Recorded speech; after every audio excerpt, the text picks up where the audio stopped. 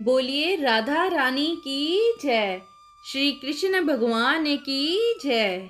आइए जानते हैं 2023 राधा अष्टमी कब है, शुभ मुहूर्त, पूजा विधि, महत्व और व्रत का पारण किस समय करें। पंचांग के अनुसार राधा अष्टमी भाद्रपद माह के शुक्ल पक्ष की अष्टमी के दिन और कृष्ण जन्माष्टमी के 15 दिन बाद मनाई जाती है। इस वर्ष राधा अष्टमी का त्योहार 23 सितंबर 2023 दिन शनिवार को मनाया जाएगा। भाद्रपद शुक्ल पक्ष की अष्टमी तिथि 22 सितंबर को दोपहर 1:35 पर शुरू होगी और अगले दिन 23 सितंबर को दोपहर 12:17 पर समाप्त होगी। आइए जानते हैं राधा अष्टमी 2023 पूजा का शुभ समय। पूजा का शुभ समय 23 सितंबर को 11:01 से 1:26 तक का रहेगा। इस शुभ समय में पूजा करने से साधक की सारी इच्छाओं की पूर्ति होती है। आइए जानते हैं राधा अष्टमी का महत्व। कहते हैं राधा अष्टमी का व्रत करने से सभी पापों का नाश होता है। इस दिन विवाहित महिलाएं संतान सुख और अखंड सौभाग्य की प्राप्ति के लिए व्रत रखती हैं। ऐसा कहा जाता है कि अगर किसी को श्री कृष्ण जन्माष्टमी की पूजा का फल प्राप्त करना है तो उसे राधा अष्टमी की पूजा और व्रत भी करना चाहिए। अगर आप किसी कारणवश व्रत नहीं रख सकते हैं तो उस दिन आप राधा रानी का पूजन अवश्य करें।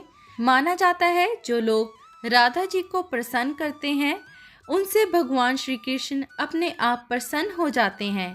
कहा जाता है कि व्रत करने से घर में माँ लक्ष्मी आती है और उनकी सभी मनोकामनाओं को पूर्ण करती हैं। आइए जानते हैं राधा अष्टमी व्रत की पूजा विधि।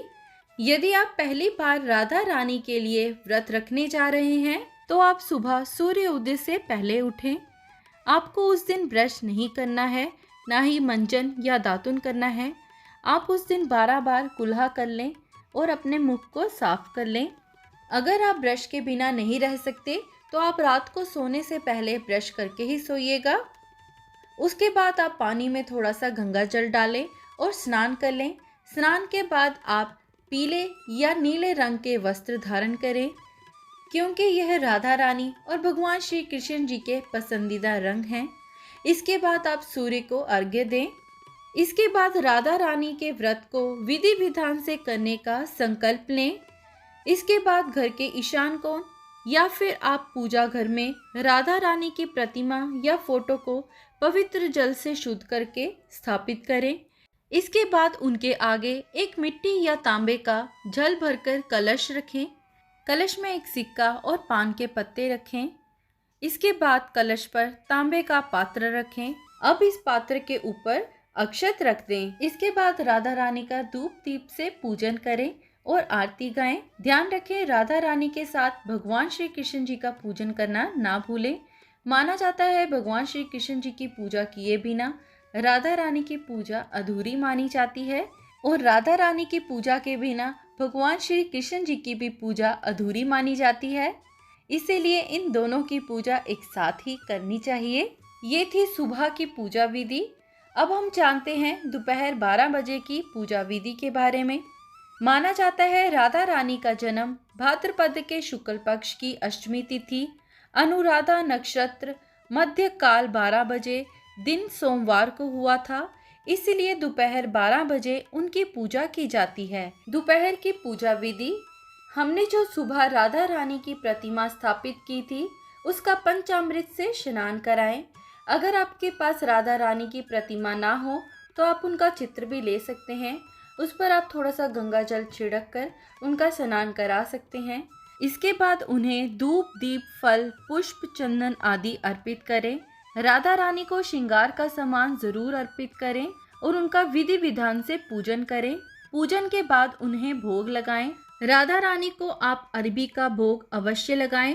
आप अरबी की सब्जी बनाकर भोग लगा सकते हैं लेकिन उसमें लहसुन और प्याज नहीं डालिएगा। मीठे में आप उन्हें पान का भोग लगा सकते हैं। जैसे श्री कृष्ण जी को माखन मिश्री पसंद है वैसे ही राधा रानी को पान बहुत ही पसंद है, इसलिए पान का भोग अवश्य लगाएं। राधा रानी को भोग लगाने के बाद भगवान श्री कृष्ण जी का भी पूजन करें और उनको भी भोग लगाएं। भोग में आप फल मिठाई साथ में तुलसी दल जरूर रखें।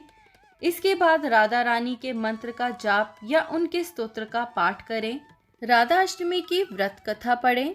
पूजा के अंत में श्री राधा जी और भगवान श्री कृष्ण जी की आरती करें और सभी को प्रसाद बांटें और स्वयं भी ग्रहण करें।